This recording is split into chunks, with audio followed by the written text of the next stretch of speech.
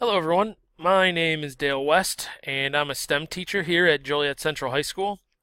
In this series of video tutorials, I'm going to go over how to create a laser cut sign from start to finish, and specifically out of wood. You'll see a few examples of some that I've done here on the first slide. And just so you know, the rest of the videos aren't all going to be on PowerPoint. It's just initially right now so I can keep all my thoughts in one spot and just make sure I'm covering everything that I wanted to go over throughout these videos. So you are aware I will be working with wood as my material, like I said, and I'm going to be specifically working with a piece of oak, but I do keep a box of scrap wood in my room, and it's from a broken down pallet that I found by a dumpster. So keep an eye out for any of those pallets. They can make for some really free wood that you can just quickly grab and make some quick projects with your laser cutter.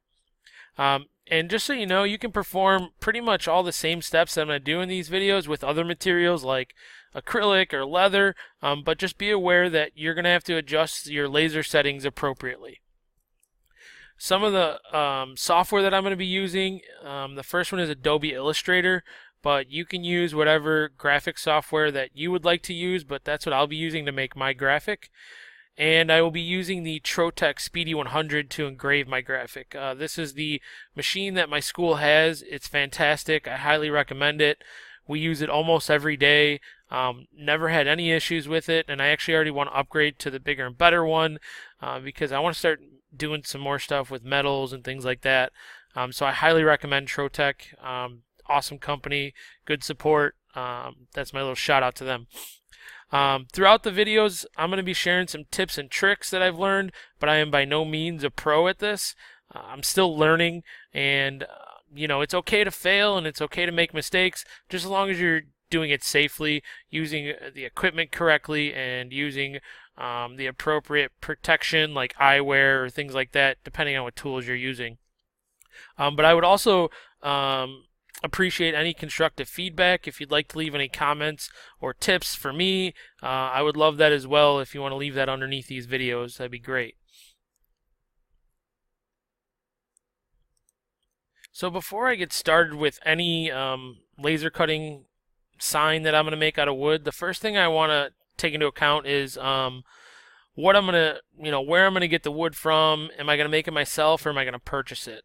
So you really need to know your skill level and your timeline. What do I mean by skill level? Are you gonna make your own sign? So like you see in the bottom images, I'm using a joiner, a miter saw, and some other tools to actually make my own sign. And maybe I pulled that from that box of wood like I was talking about earlier that I keep in my room. But if your skill level isn't that high or those tools intimidate you, or your timeline, like you need this by tomorrow, then maybe you need to go hit up your local Michaels or Hobby Lobby, and they'll sell these already pre-made plaques that you see. Now this one's out of pine. The only downfall that I have found with purchasing this is that if you look really closely when you go in there, you'll see these little lines kind of going through, and what that is, they've ripped down strips of pine and then they've joined the pine together. So the only reason I don't like it is because then you don't have consistent wood grain patterns, and sometimes with the laser, when you go from one grain to the other, it kind of looks a little bit funky. But honestly, it's still you could still go that route. There's really nothing wrong with it. Again, it just depends on your skill level and timeline. But I do also encourage my students always to push themselves and learn new tools safely. So if we are going to be using these tools, definitely we'll give you a rundown on how to use them. But if you have the opportunity to make your own, I definitely encourage it. It just makes the project that much more personable and meaningful. So after you've determined, what you're going to do with your materials or what you can have, you definitely want to start brainstorming and sketching. You want to determine the size of your sign based off of the materials that you have at your disposal. So I had a piece of oak in this instance for my video tutorials that I'm sharing with you. So I'm using oak, and I took a piece of scrap that I had and I measured it, and I determined that 8 by 8 sounded pretty good to me. But it sounds good. But I always highly recommend sketching it out at a 1:1 scale. So for example here, I'm actually visualizing the actual size of the sign. I printed a Steelman, which I'll talk about in a minute, and then I decided that I'm going to add some text down here underneath. Maybe it'll say Steelman Nation or Steelman Pride, I don't know yet, but I'm just getting, I'm brainstorming, and I want to visualize actually how big that thing's going to be. 'Cause sometimes when you think about it in your head, you don't really realize the size of what you're making. While we're on the topic of brainstorming and sketching, you can also utilize the internet at your disposal to help locate some graphics. And just quick disclosure, be careful with graphics because there are copyrights out there. So you got to be careful what you're taking and what you're using because a lot of that can be intellectual property and you don't want to be stealing someone else's stuff. But some things to look for when you are maybe using Google or Pinterest, you want to look for maybe a vector. So like Steelman vector, or depending on what you're interested in, maybe it's like music, so music note vector, or you also maybe want to use the keyword like silhouette. Like I'm big into mountain biking, so maybe I'd look up mountain biking silhouette. And then you want to try and also keep it in black and white. That is going to make your life a lot easier in the long run. So use Google and Pinterest and find a graphic that you like, and then try and make sure it's clear. You know, you don't want a super blurry image. If it is a little bit blurry along the edges, I'm going to show you later how to clean that up in Illustrator. But those are some tips for locating a graphic on the internet.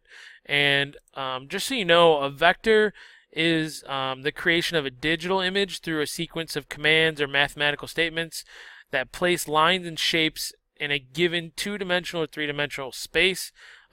Pretty much what that means is it is a really clean line. It's not blurry along the edge. That's why vectors are really nice when you're looking. And again, you know, maybe using Pinterest to locate some type of black and white graphic, depending on what you're looking for. You know, you might find something that you're interested in that you can use. You also want to try, again, some of these are water stamped, so you're not going to be able to use those because people want to get paid for the work that they did, which I totally understand. But I'm getting a little bit off topic, but brainstorming and sketching are a must.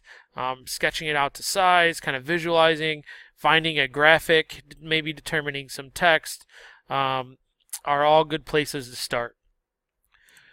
So for me, let me just switch this really quick. So for me, I decided to make my own wooden sign, and I'm not going to go super far in depth, but I'm just going to quickly walk you step by step what I did to make my sign, and then I'm going to end this video there. So I started off with a piece of oak, and the first tool that I used was a joiner, and the joiner squares up this bottom edge right here because I want that to be nice and straight, so that way when I move into the next tool, which is a miter saw here, I'm gonna cut off this end just to square up the end, but the part that is riding along this fence here needs to be square. If it's not straight, then this cut's not going to be straight. So I squared up one edge, brought it to this tool, cut this off, so now I have this square and this square. Then I'm going to take it to the table saw. Now if you remember from my previous sketch, I said I wanted it to be 8 by 8. So here I'm ripping down the width of the object, or the width of my sign, to be 8 inches. So then once I rip it down, I'm going to take it back to the miter saw and cut it down to the other 8 inches. So that way it's 8 by 8. And then finally I put it through the router, and that gives it this nice little chamfered edge. A little bit more professional, kind of looks a little bit more cleaner. I prefer a nice routered edge like that. They have tons of different router bits that you can use. And then finally I used a palm sander to just clean everything up and make sure it's nice and smooth and ready to go for my laser cutter. And I'm going to end it there. We're kind of pushing it almost at 10 minutes. And in the next video, we're going to talk about actually creating your graphic in your Adobe Illustrator.